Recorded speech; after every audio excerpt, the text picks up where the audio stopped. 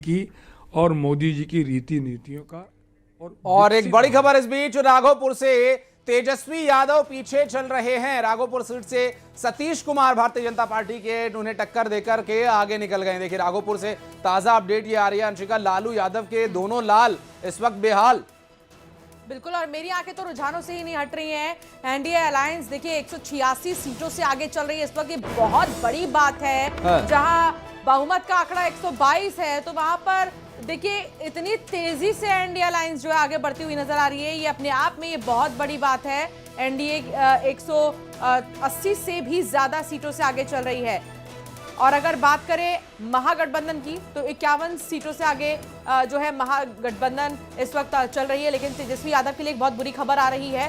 तेजस्वी यादव अभी पीछे चल रहे हैं। जो महागठबंधन के लीडर हैं, महागठबंधन का जो फेस है तेजस्वी यादव, वो ही अपनी सीट से अभी पीछे चलते नजर आ रहे हैं। तो वहीं उनके भाई भी अभी तेज प्रताप यादव भी पीछे चल रहे हैं। तेज प्रताप यादव के चुनाव प्रचार में हमने अक्षरा सिंह, रवि किशन, बहुत सारे बड़े बड़े नेताओं को देखा था। उनके चुनाव प्रचार में, उनकी रैलियों में इस तरह बहुत बड़े सेलिब्रिटीज भी आए थे प्रचार प्रसार करने के लिए। लेकिन कोई असर ज्यादा नजर नहीं आ रहा है, क्योंकि एक ये भी फैक्टर निकला था कि पॉपुलर चेहरों को उतारा गया है। एक मैथिली ठाकुर इसका बहुत बड़ा एग्जाम्पल भी है। मैथिली ठाकुर जो कि यंगेस्ट फेस है और यंगेस्ट कैंडिडेट हैं, बहुत पॉपुलैरिटी है उनकी। हालांकि इस पर हम चर्चा करेंगे। संतोष सिंह गौतम हमारे साथ जुड़े हैं। संतोष सिंह गौतम जी, कैसे देख रहे हैं आप? महागठबंधन का फेस है तेजस्वी यादव और वो ही पीछे चल रहे हैं अभी।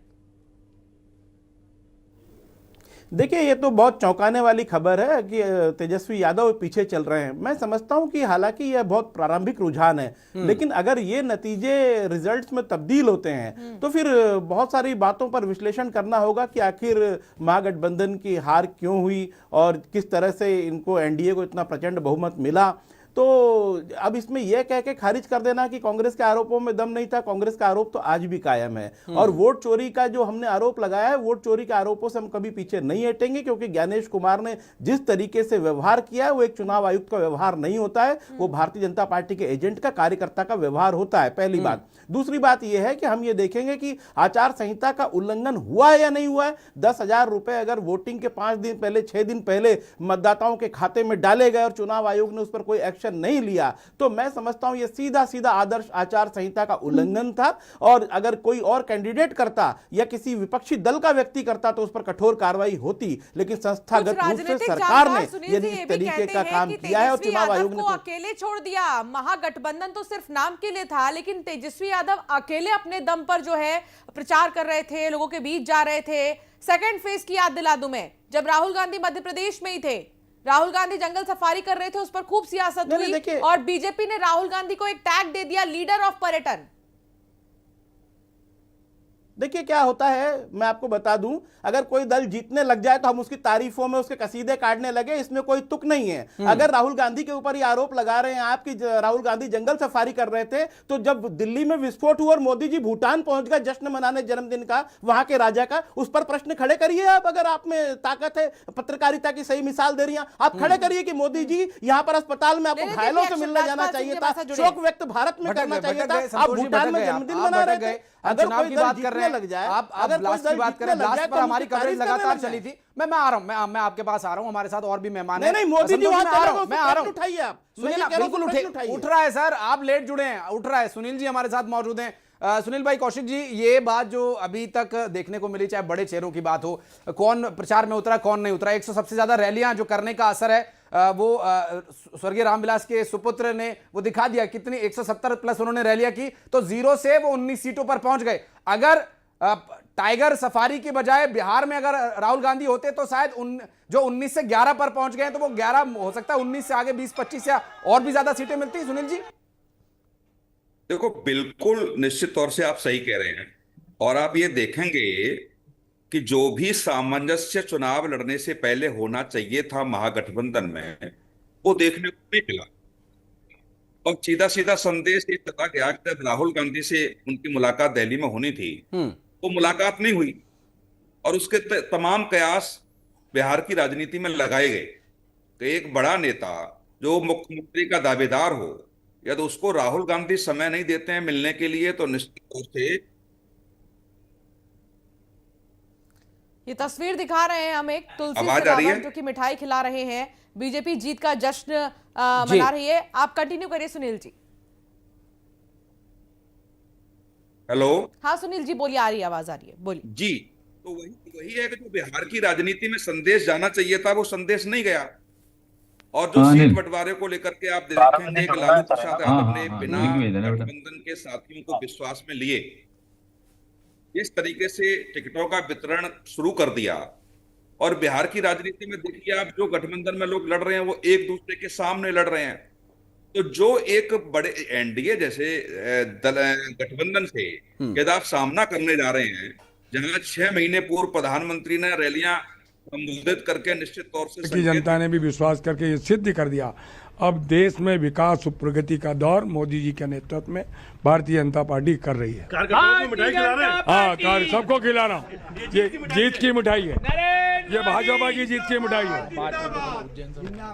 तो चर्चा आगे बढ़ाते हैं। सत्यप्रकाश शर्मा जी भी हमारे साथ लगातार जुड़े हुए हैं। सत्यप्रकाश जी, चाहे रुझानों की बात हो या परिणामों की बात, थोड़ा सा ही अंतर होता है, ज्यादा अंतर नहीं देखने को मिला। 3-4 चुनाव में हमने देखा, चाहे वो लोकसभा का चुनाव हो, फिर वो मध्य प्रदेश का चुनाव हुआ, फिर छत्तीसगढ़ का चुनाव हुआ, अंतर बहुत ज्यादा देखने को नहीं मिल रहा था। हालांकि जिस तरह कांग्रेस पार्टी के प्रवक्ता ने कहा कि इस पर पुनर्विचार करने की जरूरत है अगर ये परिणामों में बदलते हैं तो, आपका अनुभव क्या कहता है? क्योंकि जो ईवीएम से काउंटिंग हो रही है, हालांकि अभी चौथा या 5वां राउंड, अगर मैं गलत नहीं हूं तो ये अभी 5वां राउंड चल रहा होगा सभी सीटों पर, एवरेज की बात करें कई कई सीटों पर तो 7-8 राउंड तक काउंटिंग हो चुकी है, अभी कम से कम 14 राउंड तक काउंटिंग जानी है।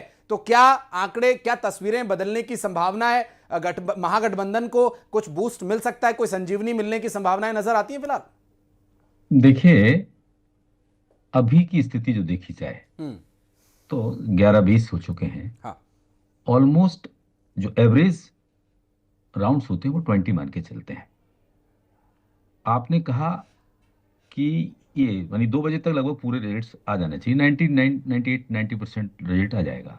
तो ये जो ट्रेंड है, चाहे वो एग्जिट पोल से देखें या अभी जो ट्रेंड देखें, हालांकि एक भी सीट अभी जीती हुई डिक्लेयर नहीं हुई है, लेकिन ट्रेंड कुछ ना कुछ कह ही देते हैं। देखिए, आप देखें यहाँ पर बहुत महत्वपूर्ण चीज है कि एनडीए के जो भी अलाय पार्टनर्स हैं, यानी मेजर अलाय पार्टनर बीजेपी और जेडीयू, इनका स्ट्राइक रेट देखिए आप, स्ट्राइक रेट 80% के अराउंड है। तो ये तो कहता है कि कहीं ना कहीं एनडीए वहां पर मजबूती के साथ आगे बढ़ रहा है। और ये हो सकता है, देखिए 10% फ्लक्चुएशन हो सकता है, 15% भी हो सकता है, लेकिन लीडिंग पोजीशन में तो एनडीए ही एनडीए दिख रही है। देखिए, इसके पीछे सबसे बड़े कारण क्या हो सकते हैं? सबसे मेजर चीज है, जिनको आप पलटू राम कहते हैं, उनका एक दूसरा नाम सुशासन बाबू भी है। उन्होंने कभी भी कोई भी पलटी मारी हो नीतीश जी ने, लेकिन वो पलटी हमेशा बिहार की डेवलपमेंट, यानी कि बिहार को आगे ले जाने की तरफ, कम्युनल कंट्रोवर्सी से परे, जातीयता से दूर, और करप्शन की पर जीरो टॉलरेंस के मामले में उनकी छवि जानी जाती है।